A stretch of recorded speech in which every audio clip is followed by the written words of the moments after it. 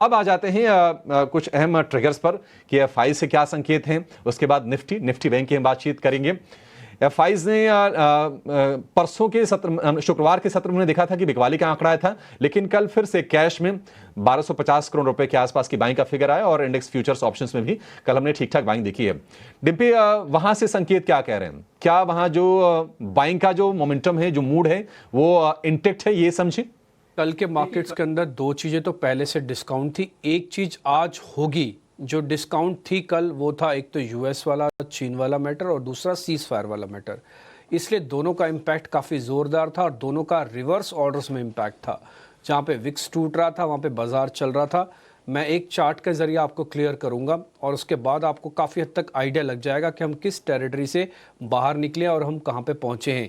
एक बार पहले मेरा ज़रा चार्ट लगाइए, मैं उसके बाद आपको एफआईज के नंबर बता पाऊँगा और आप उसको फिर कोरिलेट करेंगे। बहुत अच्छा लगेगा आपको जान के भी कि हाँ भाई देखिए, अब एफआईज की दम पर अगर बाज़ार खड़ा रहता है और उसके बाद कोई अच्छी खबर आती है कैसे बाज़ार उस रेंज को ब्रेकआउट कर देता है। ये आप अपनी स्क्रीन पर देखिएगा, ये निफ्टी का पूरा चार्ट है, कई महीनों से दिखा रहे हैं हम आपको। ये पूरा का पूरा फॉल था जो अरेस्ट हुआ, ये पहली बार का, ये दूसरी बार का और ये तीसरी बार का। हमने कई बार आपको एक डॉट डॉट वाली लाइन बताई और ये बताया था ये लक्ष्मण रेखा की तरह है। देखिए कितना ब्यूटीफुल कंसोलिडेशन था, ये एफआईज की ही तरफ से था।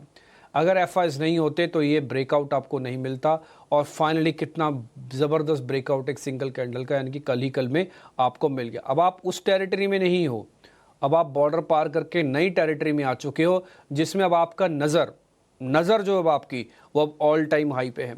अब किसी से भी पूछोगे ना तो ज़्यादातर अपना विजन ऑल टाइम हाई तक लेके जा रहा है। इससे पहले तक जब आप यहाँ पे चल रहे थे तब आपका कोई भी ऑल टाइम हाई का विजन नहीं था। ठीक है, बस ये था कि हाँ चले जाएंगे और ऊपर आ सकते हैं, बट अब विजन ऑल टाइम हाई का है।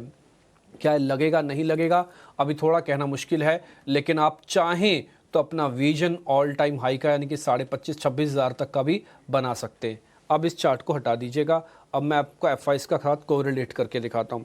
देखिए कई दिनों से आप एफआईज की खरीदारी देख रहे होंगे, कोई इक्का दुक्का दिन आ गया हो बीच में 17-18 दिनों में तो आया है, जैसे 9 मई का दिन था एक। इसके अलावा कभी भी एफआईज की कैश मार्केट में आप थोड़ा और भी पीछे ड्रैग करेंगे तो आपको नहीं दिखेगा, वो लगातार खरीदारी का ही डेज बने।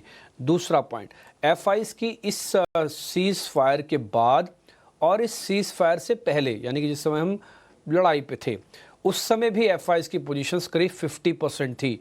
तो ये बताने के लिए सफिशेंट है कि बाज़ार में दो लोग आपके पक्ष में लड़ रहे थे।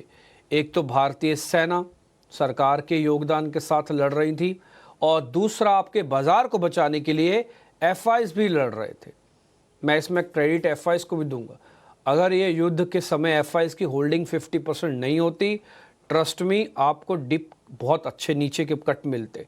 लेकिन आप ये सोचिए पूरा युद्ध का मामला निकल गया, आया और निकल गया, आप सिर्फ 400 पॉइंट खोए हैं।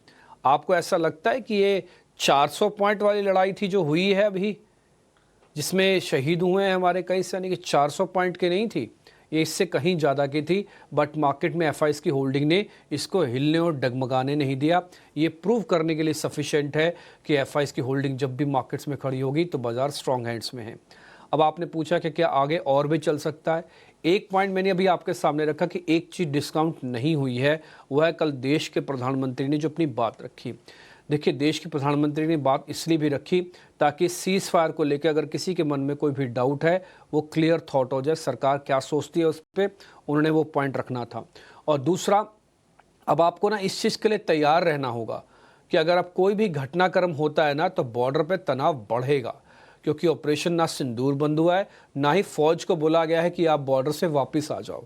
तो ये ओपन एंडेड है, इसलिए विक्स कल सिर्फ 14% टूटा है, अभी भी 18% का विक्स खड़ा हुआ है।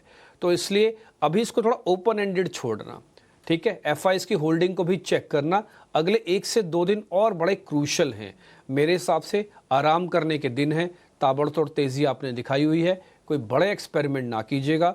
ये सिर्फ मैं एफआईज के बेसिस पर आपके सामने सारे पॉइंट्स रख रहा हूँ। बेसिस पर ये सारी के सारी स्ट्रेटजी आपके लिए। और एक दिन की बिकवाली के आंकड़े के बाद एफआईज की तरफ से वापस से खरीदारी के डेटा पॉइंट्स आते हुए 1246 करोड़ की खरीदारी एफआईज की तरफ से कैश मार्केट में, वहीं 1448 करोड़ की खरीदारी डीआईएस ने की है। तो